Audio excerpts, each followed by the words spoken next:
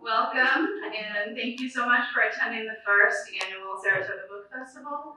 My name is Yoon-Sil Lee, and I'm one of the board members, and I have also been on the program committee for this festival, and I hope you have been enjoying yourselves so far. In addition to thanking our corporate sponsors, who I hope you will patronize, we'd like to thank everyone here at Saratoga Springs Public Library. Without their support, this festival would not have been possible.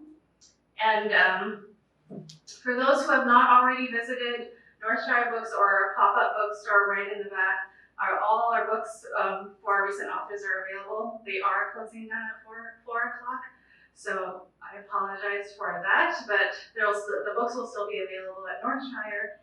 And if you are going to the Joyce Carol Oates and Russell Banks events, their books will be available for sale over there as well. We also may have some book plates available if you haven't been able to purchase your books, so we can get those signed as well at the end. So we just got started, but mark your calendars. We are planning the second annual Saratoga Book Festival for October 22nd, 2022. So that's 10, 22, 22. Makes it easy for you to remember. So I hope to see you there again with a friend or more, many friends. And so with all of that business out of the way, please help me welcome and thank our authors whose time and generosity during these uncertain times contribute the most to making this festival a great success. With us here today are two women to explore Asian American identity, characters, and the importance of representation in literature. Frances Cha is a former travel and culture editor for CNN in Seoul. She grew up in the United States, Hong Kong, and South Korea. A graduate of Dartmouth College and the Columbia University MFA writing program, she has written for The Atlantic, The Believer, and the Yonhap News Agency, among others, and has lectured at Columbia University, Ewha Women's University, Seoul International University, and Yonsei University. She currently lives in Brooklyn with her lovely two children and her husband. Himanee Gupta-Carlson is an associate professor with Empire State College.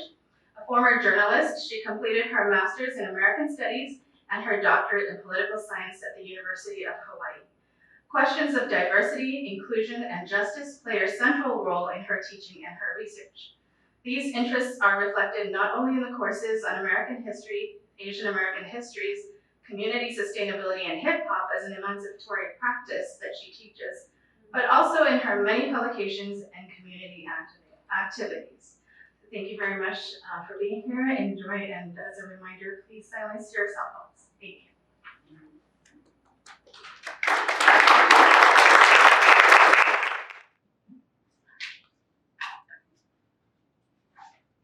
Hello.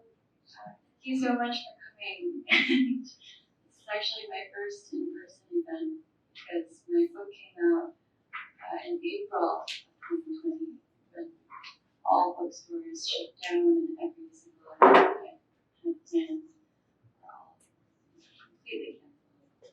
So I really appreciate thank you for having me, and thank you for your interest in books. Stories about writing all over the world, so this is just really meaningful to be interacting with everyone who is as interested in books as we are. Thank you. Yeah, and I will just echo that. Thank you, everybody, for being here today and for supporting books and local authors, the public library, Northshire, and the community in general. I was just telling Frances, my last book reading took place about 1 week before the COVID lockdown, and I've been continuing to give talks and presentations, but it's all been by Zoom. So I've been sitting basically in my house trying to look semi-professional on a computer screen. So it's a little weird actually to be here in public again, but it's also kind of nice, very nice to be here. So I wanted to just thank Frances also for really writing an amazing book. And I do have a list of questions which are on my cell phone, so I'll be looking down at that one time to time. But also wanted to just encourage members of the audience that as we're talking, a conversation between all of us.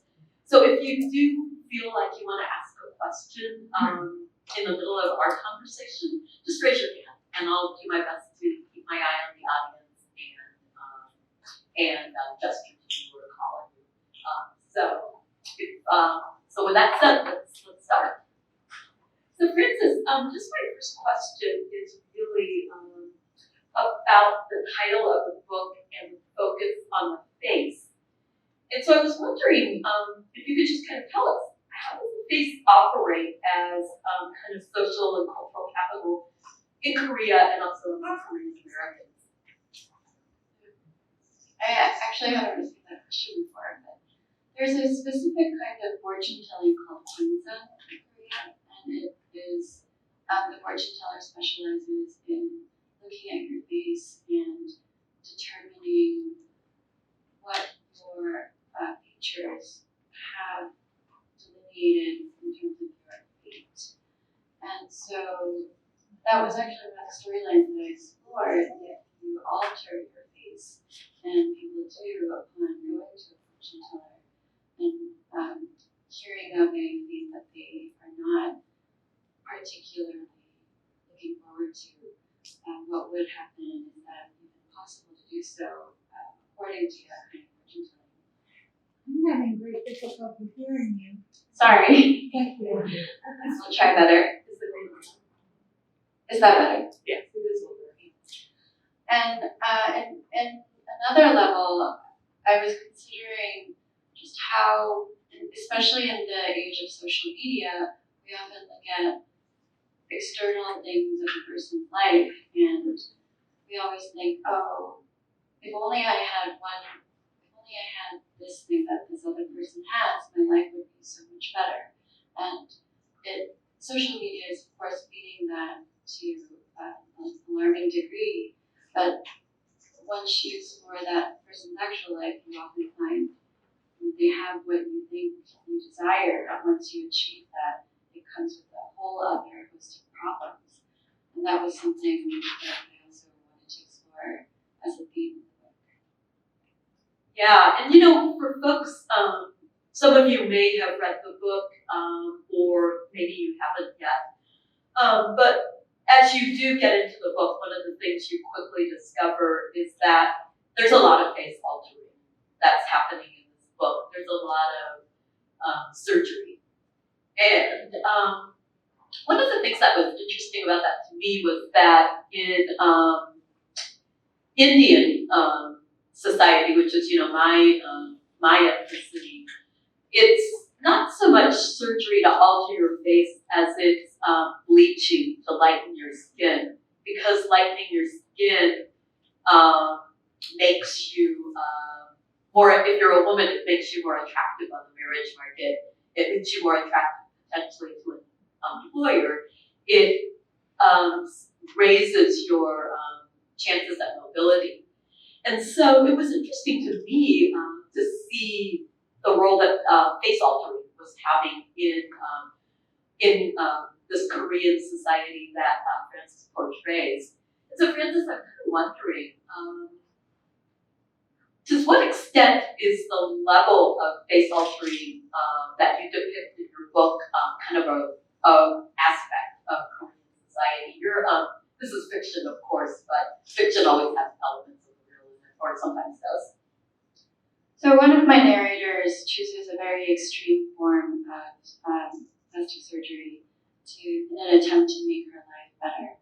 And I when I was writing, I never meant for it to be representative of Korean women, but I have found that in interviews since, because there are so few books about Korean contemporary society, that often this character, who is interesting to me because she's such an extreme person, often kind of takes on representation, and that is not how I intended at all.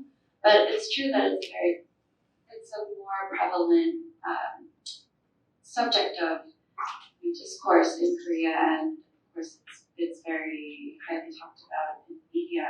But I would say that the attitude is a bit different in in Korea among people who do like this type of surgery. It's more a way of making your life better and gaining a lot of different things in life. And what I like to bring up often is the example of braces in the West. So that is a procedure that takes a lot of time, a lot of money. It alters your features quite drastically, and in doing so affects everything from your confidence level to probably on an not quantifiable way, your job prospects, your job interviews, your love life, etc., etc. So the questions that I do get that sometimes do make me uncomfortable, I like to bring up braces and talk about how it's actually similar along those lines, but in, of course, a more extreme and drastic way in my character's storyline. And I think also it's a very different approach to kind of medical care in general, and this, of course, is not primary care, but at the same time, any type of healthcare in Korea, any type of clinic, you can walk in that day and immediately see someone. So it's a very accessible thing, which is really another difference from the West. And here, I've been trying to get an appointment for dentist for like 7 or 3 months. But Korea, the surgery cost itself is so much cheaper, and the skill level is so much higher that plastic surgery tourism is also quite big. And there are these packages, and people come in, and that's another thing that I could talk about. Yeah, that is so interesting. I actually just got braces off. They went on for my life. It seems like everything is before the pandemic and after the pandemic, and they went on just before the pandemic and came off about a month or two after our vaccines took effect. We were able to start taking off our masks in public a bit more. So I think that's an excellent analogy. And speaking of the pandemic, this book also came out during a very difficult time for Asian Americans. The political climate of the United States at that moment was very much directed from the White House, at least, at the then White House, at least, at sort of putting the blame for the coronavirus on China, which then became kind of an extension of a lot of Asian Americans. And so, some of my colleagues with the organization Stop AAPI Hate reported really marked rises in hate crimes and hate incidents directed against Asian Americans. And so I'm kind of wondering, this book obviously is not about that.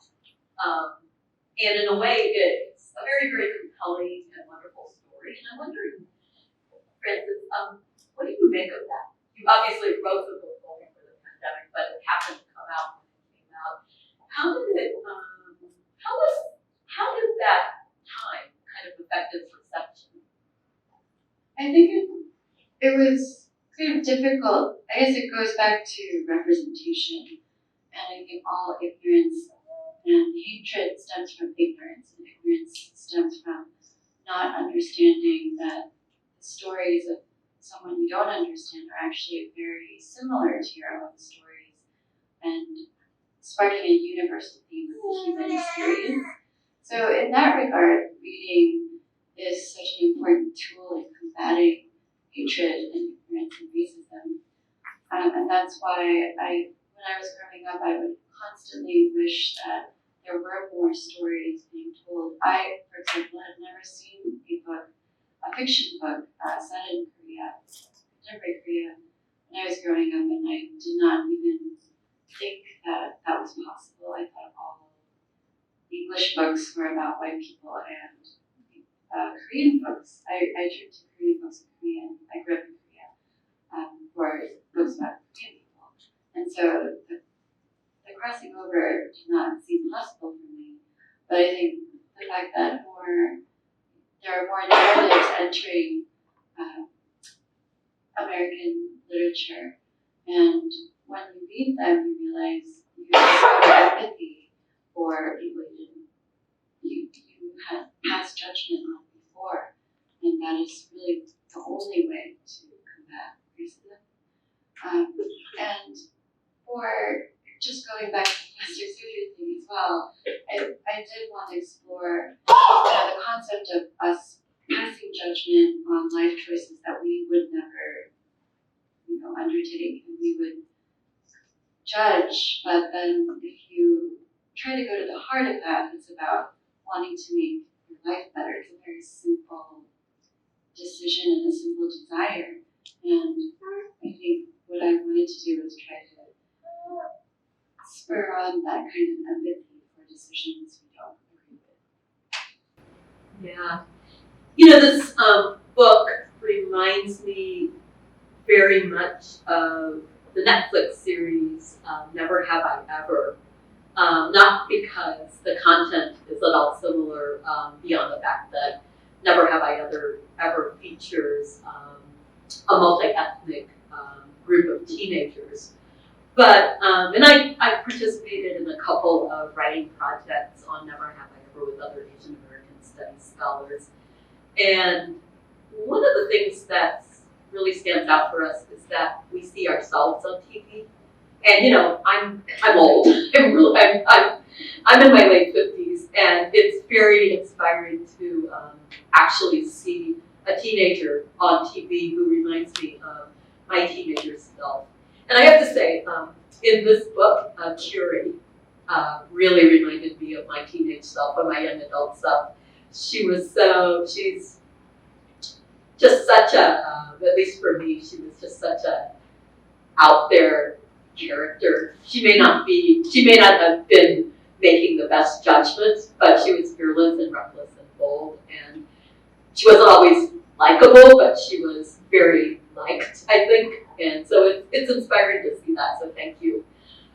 And something else that you just said reminds me of how impactful Salman Rushdie was for Indian audiences.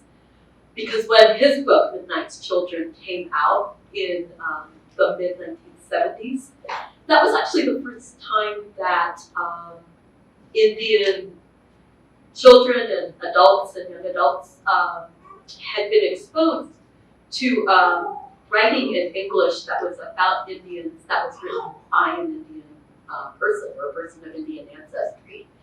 And the fact that it was such a huge success,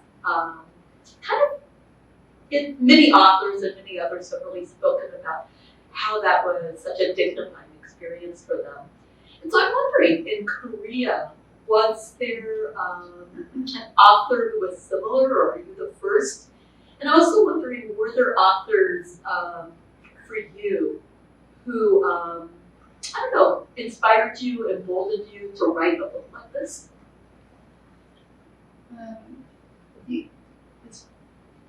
When I was pitching the book to agents and then later publishers, you are supposed to include comps, comparative books that you can say, oh, my book is Midnight's Children Gates, Gossip Girl, or something ridiculous like that. But when I was trying to find comps for my book, it was very difficult because there were no Korean contemporary books with that kind of setting, that kind of character. So I guess that kind of signifies that the answer was no at the time. I think nowadays there are more and more Korean writers and Korean American writers publishing books in the Western canon of literature, and I really, really, really hope that continues. But for me, the Joy Luck Club was the biggest.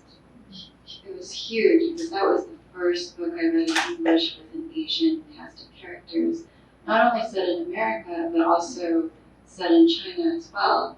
And I saw similar themes that were, of course, very different from Korean, but similar enough where I saw concepts being articulated in English that I'd never seen before.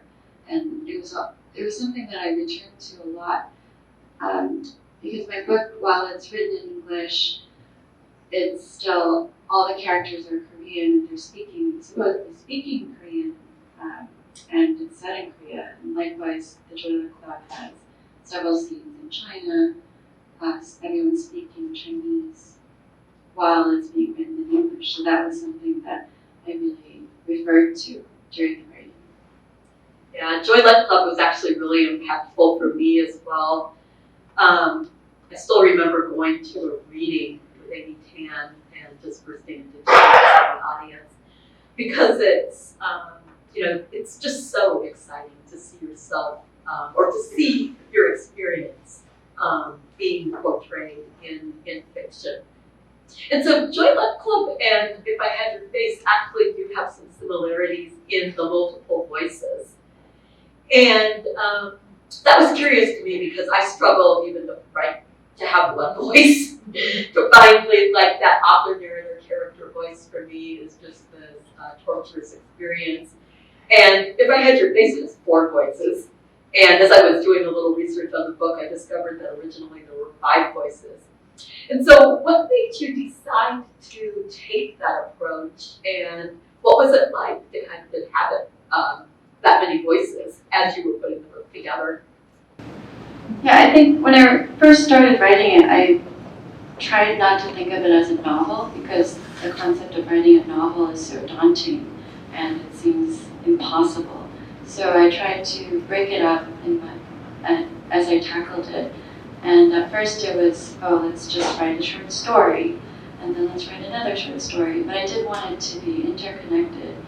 And I conceived of this idea that these girls were living in the same building, and it's a building that's called an office in Korea. It's a multi-purpose building where young people live away from their families, which is actually quite a foreign concept in Korea because the real estate prices are very high and the rate of increase is actually the highest in the world.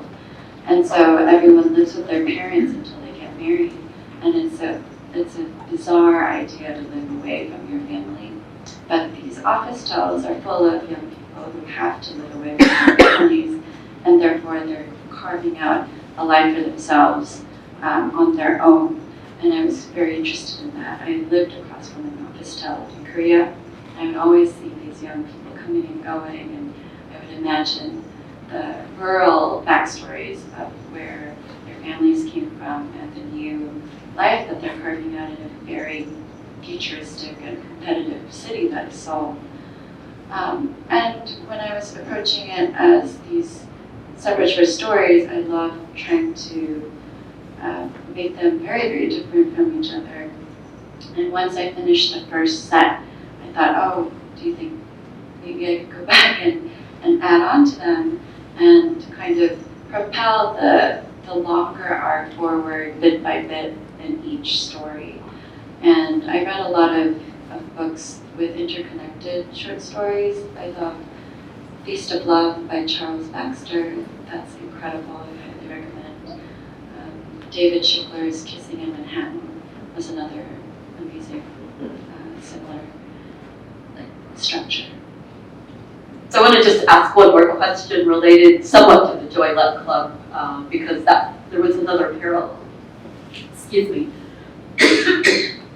Talking too much today. So I remember when I watched, I then actually had the opportunity to watch a screening of the Joy Luck Club film at an Asian American Journalists Association conference. And so watched it, and then I just remember I was on the national board for that organization at the time, and one of the male members of the board said something the next day about, why do the men come off as so awful? And, I don't want to do any spoilers in this book, but I will say that the men are kind of not so, they're not so pretty in character in this book. In appearance, they're very pretty, but in reality they're not so good. And so I just wonder, if you could just maybe speak a bit about that. My husband just left the room.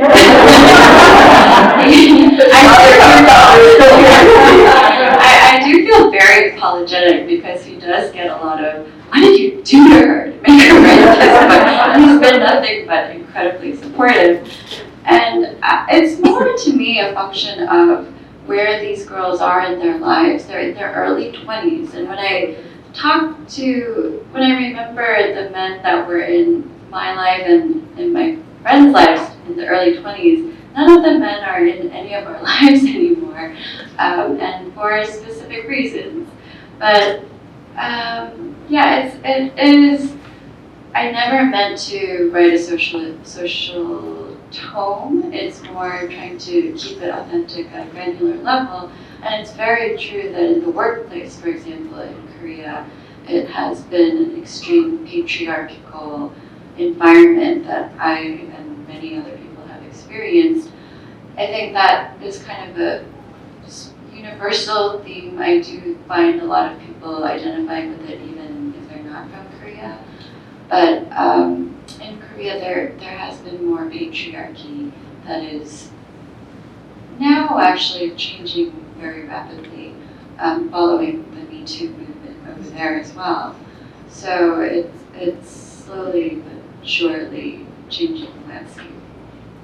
Yeah, and the women in this book are, in each of their own ways, are really, they're really fearsome, independent characters.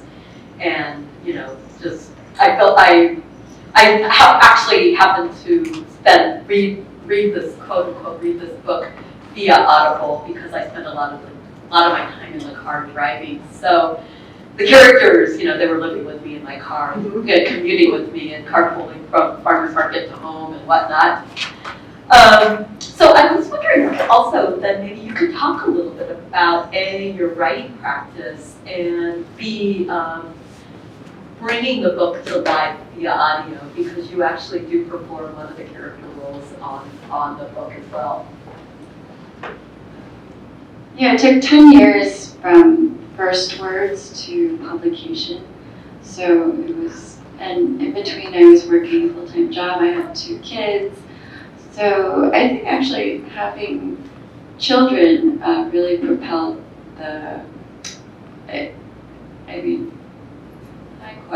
there was this desperation that I had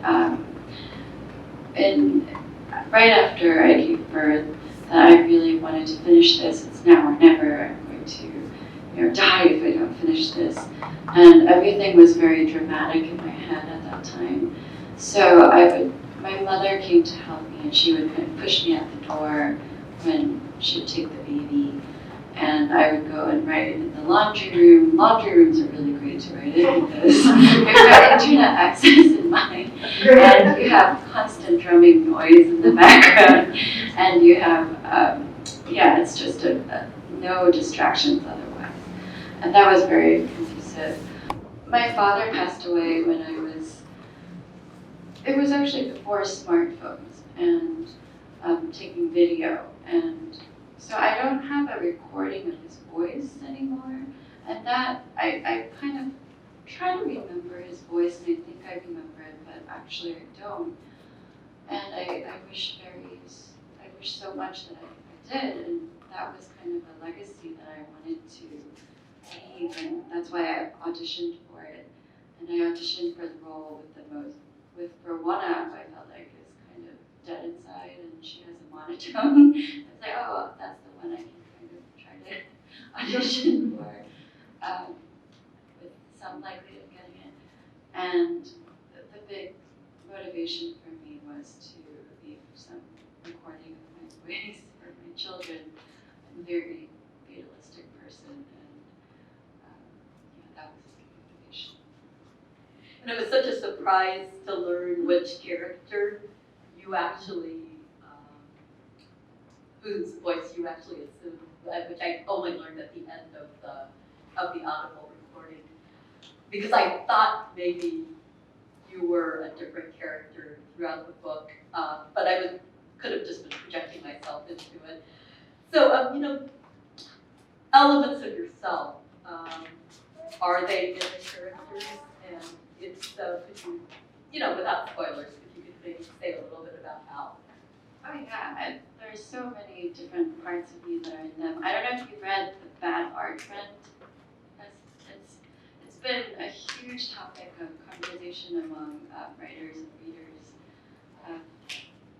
That point of connectivity to make that character real. So I just want to, before we open it up for questions, I just wanted to ask Frances if she could talk a little bit about her second book, which is in process right now, if you're comfortable with that. The second book was supposedly due a few months ago. That's part of the course, by the way. It's going to be more along the horror vein, in the sense that I'm tapping into a story that has been passed down in my family about a family that grew up across the street from my mom and my uncle, and they were known to be cursed through the matrilineal line, but very, very wealthy. And yeah, that's kind of where I'm tapping into. It's a bit historical. It's hopefully a bit scary.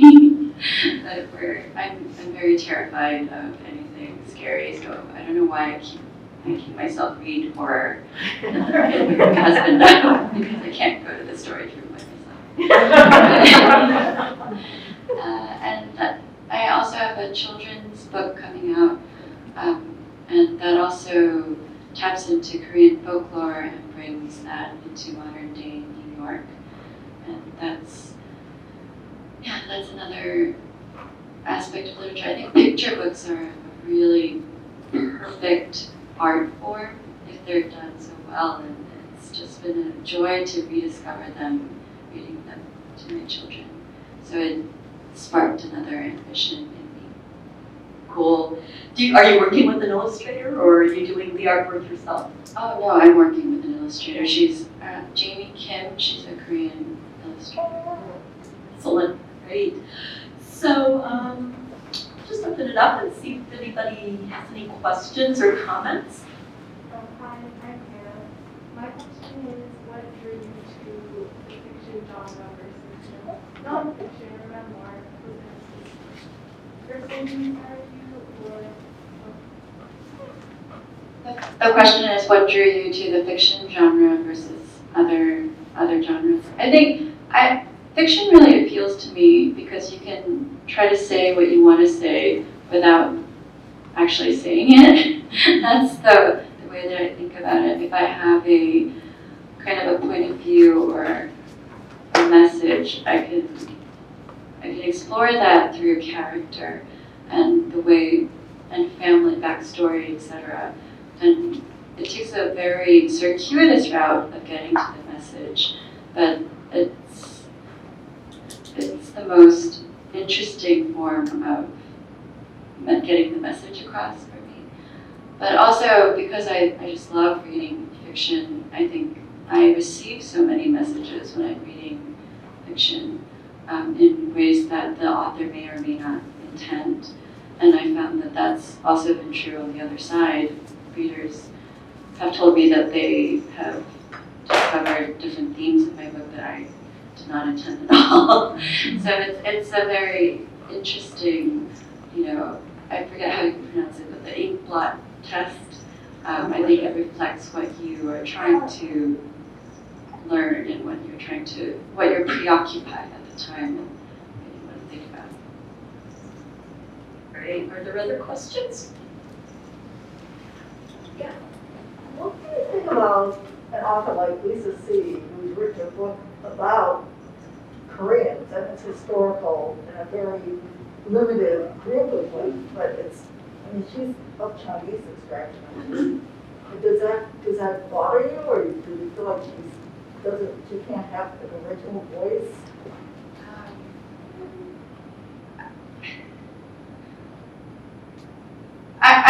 I do kind of wish that there were more Korean stories being told by Korean writers, and it is sad to me when I hear, Korean writer friends of mine get rejected for book pitches themselves. If they themselves were not rejected from book pitches, I think, I wouldn't think that's problematic at all.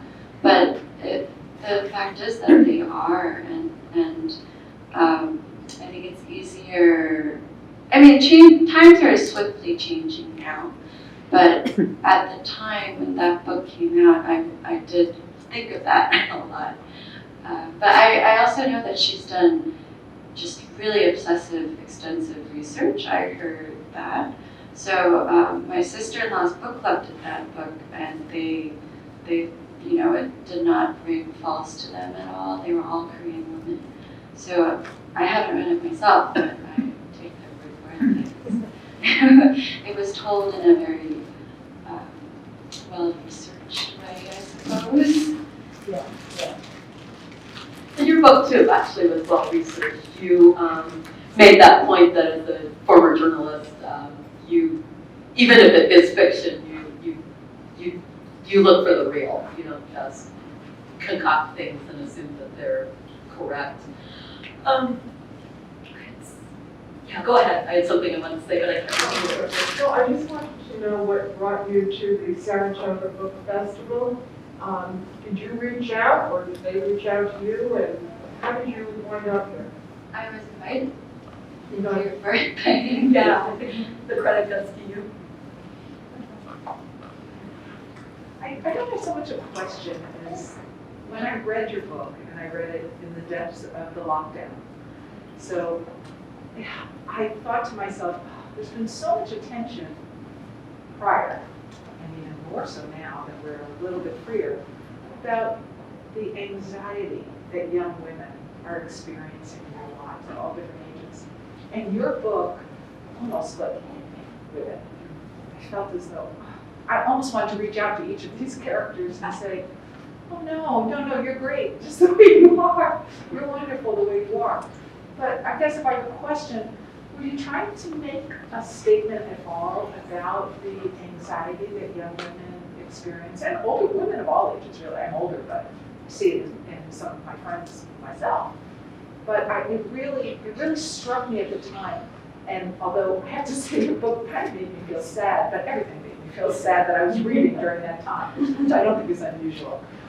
But were you cognizant of that? Were you writing about some of maybe the things that you saw in friends when you were at Dartmouth, or when you were a young woman, a professional woman out working in the offices? Were you seeing young women like sort of displaying so much anxiety about their appearance, how they came across? Because you really did a great job of that in the book, but it made me feel just kind of like, why are we like this?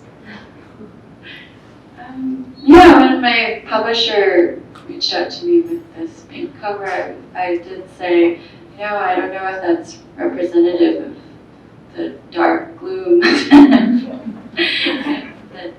darkness of the book. But at the same time, to me, my point was everyone is experiencing incredible hardship in life, but they are propelling forward. So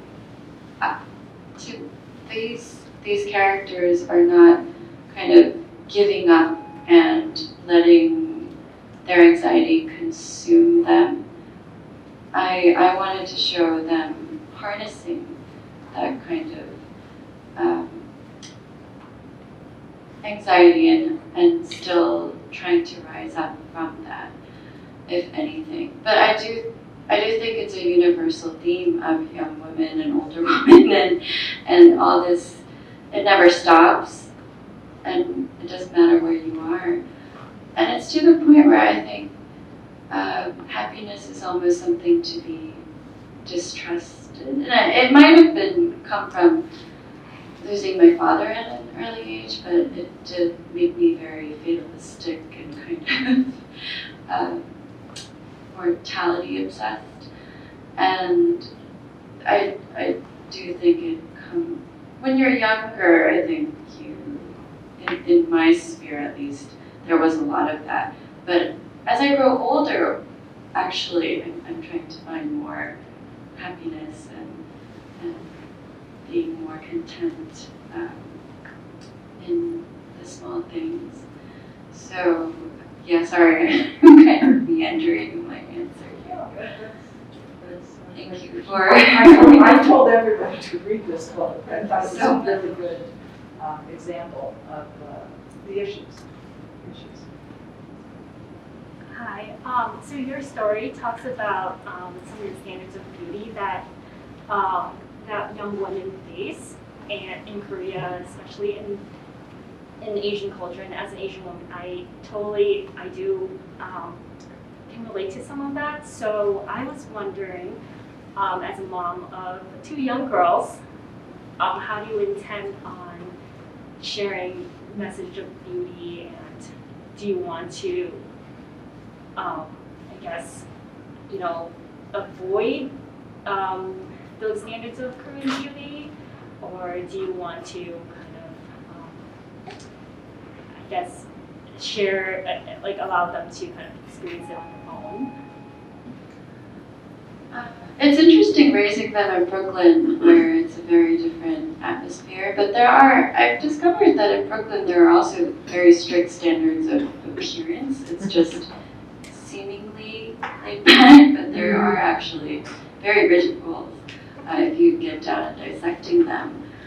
I do think that the messaging I do by rereading all the books that I wanted to have them read, and books that I read when I was growing up that I loved, and I'm finding a lot of beauty messaging embedded in it that I disagree with, so I end up culling them from the collection that I give them. And so post-curation of reading, just to make sure they have a mind of their own, that they can decide when they're older what they decide to choose, and if they choose to be more along those lines, they're free to do so. In Korea, it's kind of difficult to stop the messaging coming from older women or older adults, especially about beauty. But I know where that kind of messaging is coming from. When older family members, for example, talk about it, I know that it's coming from a well-intentioned place. They're just more extremely direct about it. And so, I don't know, that's something that I am navigating as I'm going forward. The best I can do is cultivate their own strong sense of self and what's important to them. So what are they reading? Just kind of curious. Mindy Kim is a new series that my daughter really likes. There are very few, if any, Asian protagonists in early children's books, so that was one that I was excited to discover. She's reading Encyclopedia Brown right now. Awesome. Yeah, go ahead. Yeah, I was just curious. You said your second novel is going to be kind of a horror theme. What do you think of the Squid Game? And it's wildly popular with Korean actors, and also its themes of anti-capitalism, maybe the illusion of choice, and that ultra-competitive soul. I personally found it much too disturbing to sit through, so I got very mad at my husband because he kept watching. I was like, "What's wrong with you? I continue to watch this." But I find it really fascinating that it's resonating with people, because I personally could not sit through it. But I shut my eyes. I mean, I thought the first thing that I thought was, oh no, people will think Koreans are so messed up. And I had a lot of concern about that. And that's something that I've experienced as a writer. And I think in terms of figuring out that your book represents your country in a way that you don't necessarily intend, and if you're trying to make critical statements or something within your community versus out-facing. So for example, when I am asked the same question from a Korean interviewer in Korea, I respond in a way that's kind of different from a Western interviewer in the West about the same topic. I get kind of defensive, and it's just been a little surprising to me afterwards. But in terms of Squid Game, yeah, I do find it very dark and really awful, actually. But I think that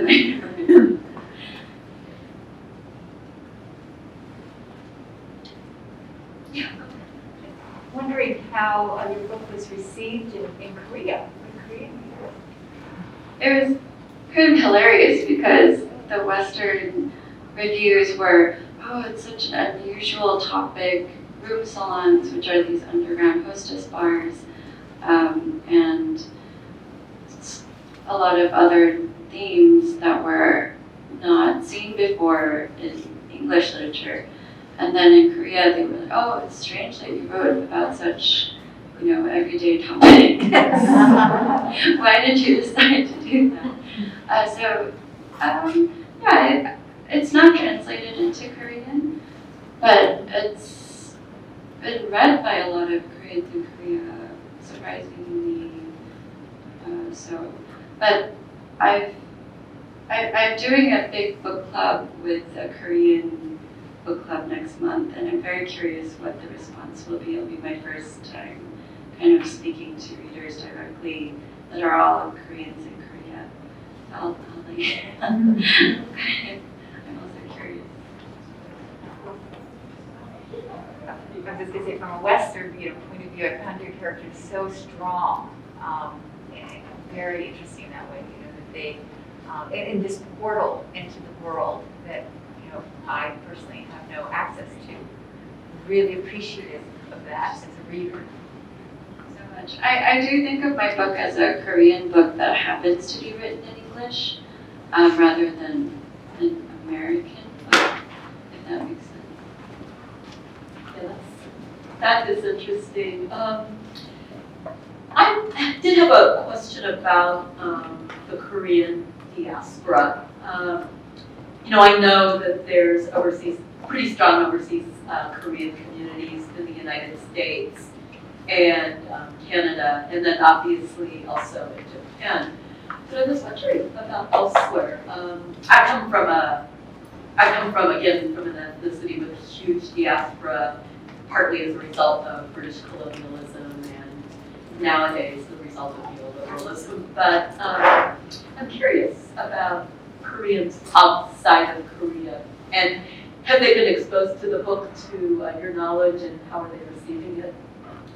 I actually receive a lot of feedback from adoptees. So before the Korean Olympics in 1988, there were a lot of orphans being adopted overseas.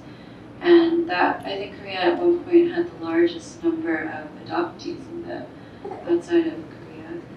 So they comprise a huge part of the diaspora, and a lot of study abroad Koreans. But and before that, there were in the States specifically, there was a call for nurses.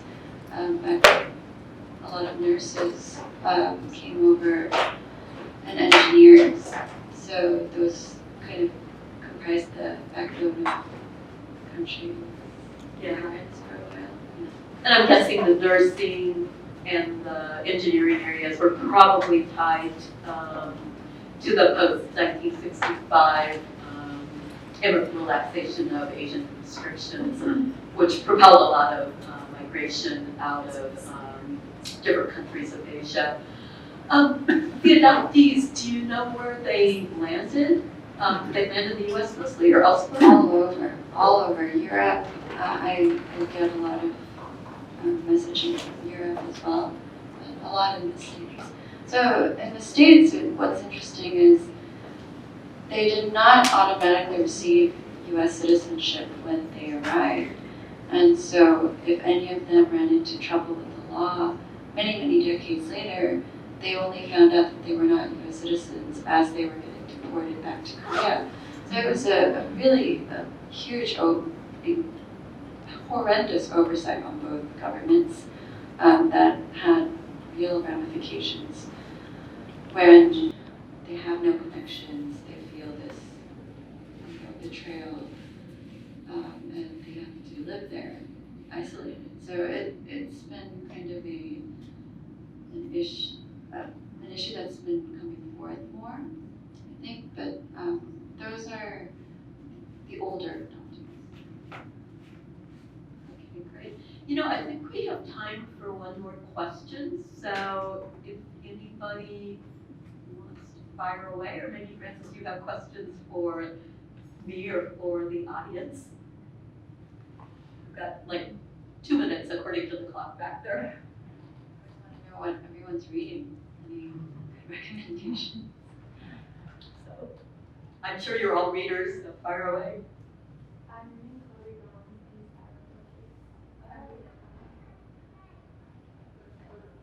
That cover. Why?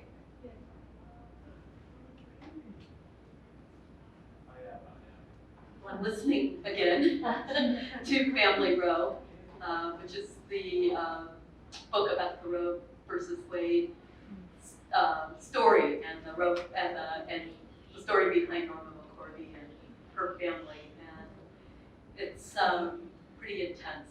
So Norma and her family are also in my car with me right now. What are you reading? Well, I highly recommend Katie Kitamura's Intimacies. I have an event with her next week, so I was reading that. It's about an interpreter in The Hague, I think. But she is interpreting for a former dictator who has been accused of atrocities, human rights atrocities, and just the idea of the interpreter having to remain stoic and just communicate the basics while listening to absolute horrors is such an interesting and beautifully written book. All right, so we've got book suggestions. I recommend this book. If you haven't already read it. Thank you so much. Yeah, thank you. Yeah.